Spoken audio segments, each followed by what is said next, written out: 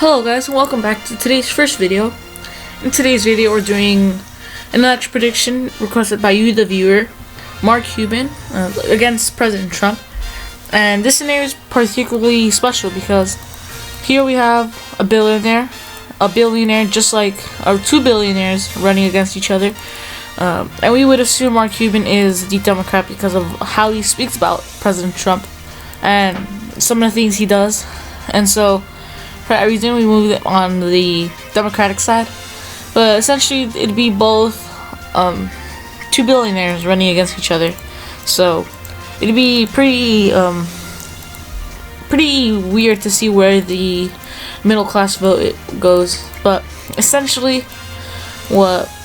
this would hurt the Democrats, in my opinion, or a lot, because of who Mark Cuban is. He has no experience in politics, which of course will hurt you unless you're a person like Donald Trump, which Mark Cuban isn't. This would be very hypocritical because in 2016 the Democratic Party criticized Donald Trump because he had no political experience in politics, of course, and never ran for elected office, never served our country. And that's the same case for Mark Cuban. Republicans could also make the same case that he's out of touch, and Mark Cuban, just because he has no experience because of that, will alienate a lot of his voters. And so for that reason, Trump is already at a significant advantage, despite usually being at a disadvantage. And for that reason, he's going to start pretty handily on the upper hand, in my opinion. Most of these states are too close to call toss-up states, but really won't. So in my opinion, this will be our starting map. The solid states, of course, 182 for Mark Cuban. Solid or lean Republican states, 231 for President Trump. And in this scenario, most likely you will see a lot of states flip to the Republican side, because I can believe Mark Cuban will probably not be able to of course he can fund, but won't be able to run a campaign successfully as Trump did, as most politicians can, and will probably make a lot of gaffes, probably won't know a lot of the subjects, etc. But we'll just have to see in real life what would happen. And of course, Mark Cuban is from Texas. We would assume he would appeal to the Latino population, but this is essentially going to be very hard to see Mark Cuban have a route to victory. So starting off, we're gonna give the state of Maine their 2 electoral votes plus their 2nd congressional district to Donald Trump, because I don't believe Mark Cuban can appeal to the state of Maine.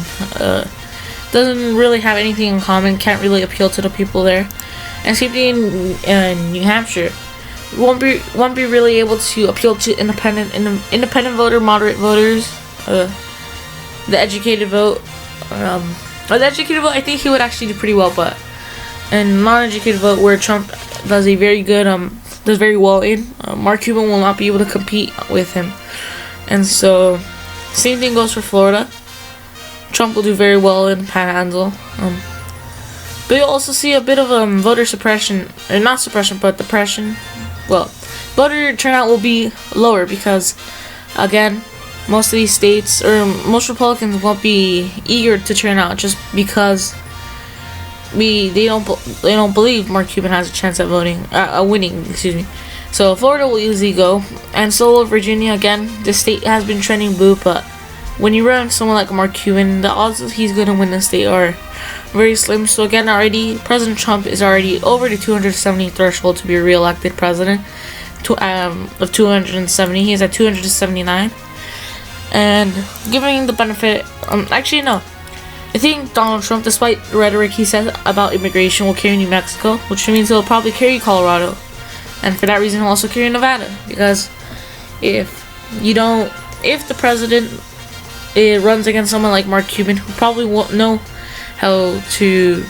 everything about politics, won't do very well. And so for that reason, we're gonna give this to these 2 states, or 3 states in particular, to Donald Trump. The thing is, why I left Mark Cuban, or why I left these 4 states out in the Rust Belt, is because of Mark Cuban and his creation of jobs. Again, the Rust Belt is very keen, or very particular into choosing your candidates that will bring jobs back to America. So for that reason, we're gonna give Minnesota to Mark Cuban. Again, he's created thousands, tens of thousands of jobs. Again, he's a billionaire who has been supportive of bringing jobs back to this country. So for that reason, we're gonna give Michigan, big auto industry state. We'll go to Mark Cuban. Same with Wisconsin. Again, this is just giving the benefit of the doubt, and also just feeling a bit sorry for Mark Cuban, giving him some of these states, as well as Pennsylvania, just because again, Republican votes won't be so big, just because of how no one thinks Mark Cuban really has a chance. So, but again, being honest, I don't think Mark Cuban will really have a chance in this election. But yeah, if I had to see, this is just giving the benefit of the doubt to Mark Cuban. And if you actually take a look, this is a recreation of the 2004 election, besides Maine and New Hampshire.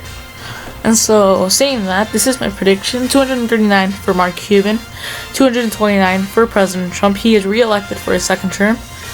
And yeah, so if you did enjoy this video, please leave a like, please comment down, please share this channel, please subscribe. I hope you do take in consideration my channel. Keep watching my videos.